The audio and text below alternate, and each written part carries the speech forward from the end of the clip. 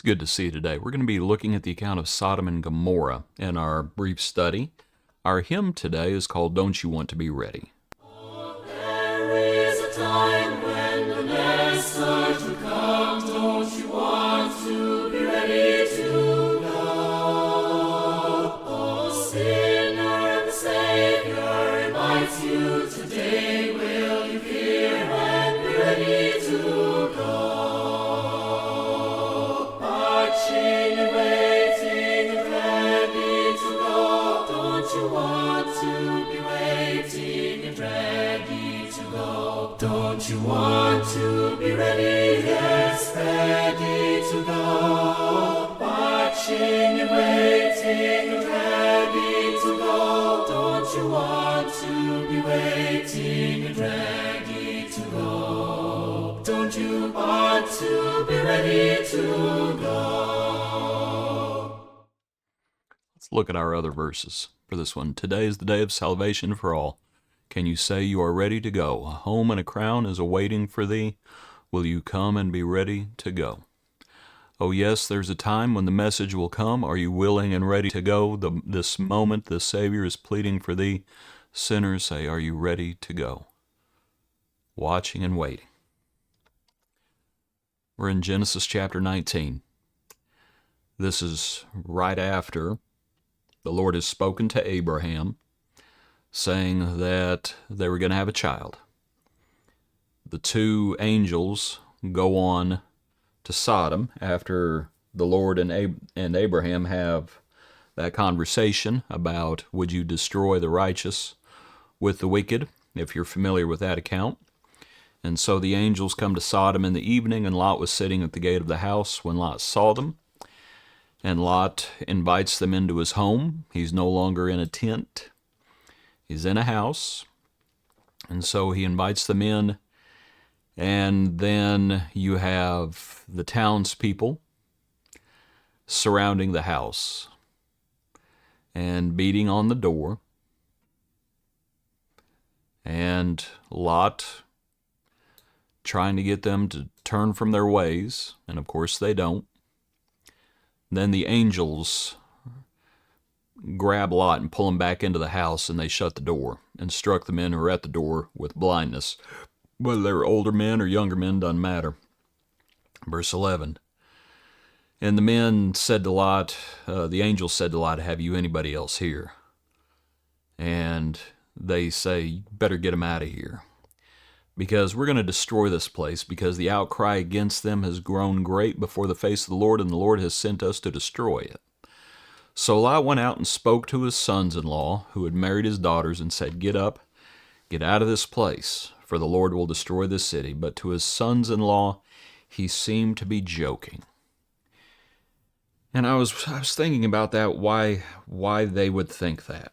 Let me look back at the passage. The King James puts it a little bit differently. The King James says, but he seemed as one that mocked unto his sons-in-law. The Strong's definition is scorned. They scorned him. And it's like, why would they do that? Why would they think that he would be joking about that? One reason might be, and these points come from, in Peter's epistle, he talks about scoffers coming in the last days and what they say about the day of judgment. Because it may be that the sons-in-law were thinking the same thing. And so they could have been thinking, it's like, Sodom's been this way for a long time and God hadn't done anything yet. I mean, we've been wicked for years and years. And God hadn't done anything yet. What makes today so different? That's one of the things that is said in Peter's epistle. Scoffers will come in the last days and they'll say, everything keeps going on like it has been from the beginning. That's one thing. But one thing that epistle in Peter's epistle also says, this they willfully forget, and they forget the account of the flood. And it may be that those folks in Sodom, they'd forgotten about the flood. Right? They were just walking in their own lust. That also comes from Peter's epistle. They're just walking in their own lust, And they had forgotten. It's like, oh, sometimes God's had enough. Things can get so bad that God's finally had enough, and God can just wipe the slate clean. He's done it before, and he can do it again. He won't do it with a flood, but he could do it with fire and brimstone, and that's exactly what's about to happen. But Lot's sons-in-law, they thought he was joking. They mocked the whole idea. They were probably natives, because it doesn't talk about Lot's family before he gets there. So all these folks were probably native. They're probably native to Sodom, and so this is what they have grown up in all likelihood. Back to the account. Have you ever wondered? I was looking at the account, trying to look at it in some detail, and I want you to entertain a question, because where this is happening is, needless to say, hopefully, in Sodom. But when destruction comes, it is not only in Sodom, it's Sodom and Gomorrah. Have you ever wondered, why did the Lord destroy Gomorrah? Because all of this that we've been reading about, the angels did not come to Gomorrah. They came to Sodom. Lot was in Sodom. And for that matter, to look back in the account, it isn't just Sodom and Gomorrah. It's so he overthrew those cities and all the plain and all the inhabitants of the cities. He overthrew everything. We'll entertain another question. So Lot, those angels tell Lot, you need to flee to the mountains. That's verse 19. Lot says, see now this city is near enough, right? He begs to go to another city. And they say, okay, we favored you concerning this thing also. We won't overthrow this city. That city was slated for destruction. And the name of that place was called Zoar. And so Zoar is spared. So they end up going to Zoar. You have the account of Lot's wife being turned into a pillar of salt. And then Lot went up out of Zoar and dwelt in the mountains, his 2 daughters with him, for he was afraid to dwell in Zoar. And I was thinking, why are you afraid to dwell in Zoar? Again, Zoar is not a rural place, it's an urban place, it's a city. So why are you afraid to stay in Zoar? I mean, surely the wrath of the Lord has passed. I wonder what the people were like in Zoar.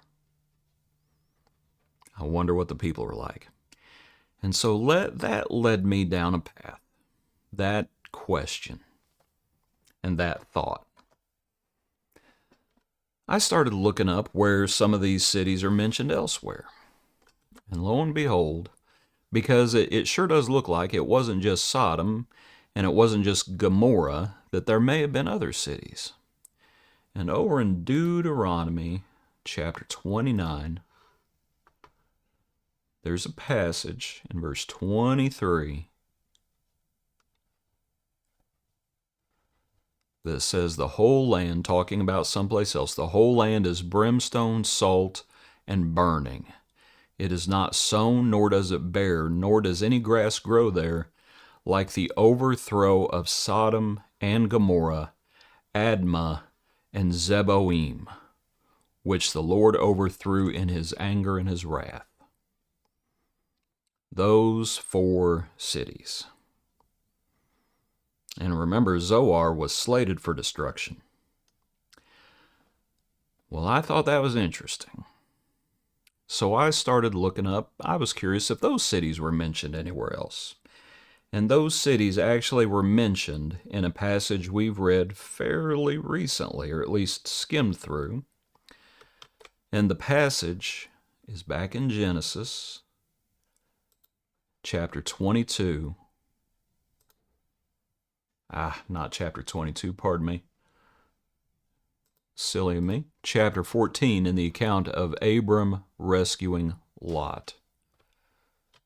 And so remember in this account that we studied a few days ago, there were 5 kings battling 4 other kings. And the 4 other kings, those kings that were aligned with, to look at it, they made war with Bera, king of Sodom, Birsha, king of Gomorrah, Shinab, king of Admah, and Shemabir, king of Zeboim. Those are those 4 cities that Deuteronomy said were wiped out. And then the 5th one here in this count, and the king of Bela, that is Zoar. So when Lot begs to go to Zoar, and the angels say, okay, we have spared this city because you asked. And he gets to Zoar. And he gets there, and I don't know how long he stays there, but I bet it wasn't long. And all of a sudden, he's afraid, it says. He went out of Zoar and dwelt in the mountains like the angels originally told him to, for he was afraid to dwell in Zoar. I have a feeling, you know why? Because the people in Zoar were just like the people in Admah, and just like the people in that Zeboim, and just like the people in Gomorrah, who were all just like the people in Sodom. They were all wicked. That's why God destroyed them. The things that happened when the angels came, that happened in Sodom. Why did God destroy all the other cities? Because they were all the same. That's why.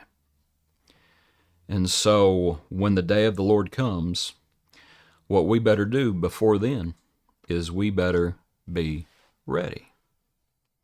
That's what we better be.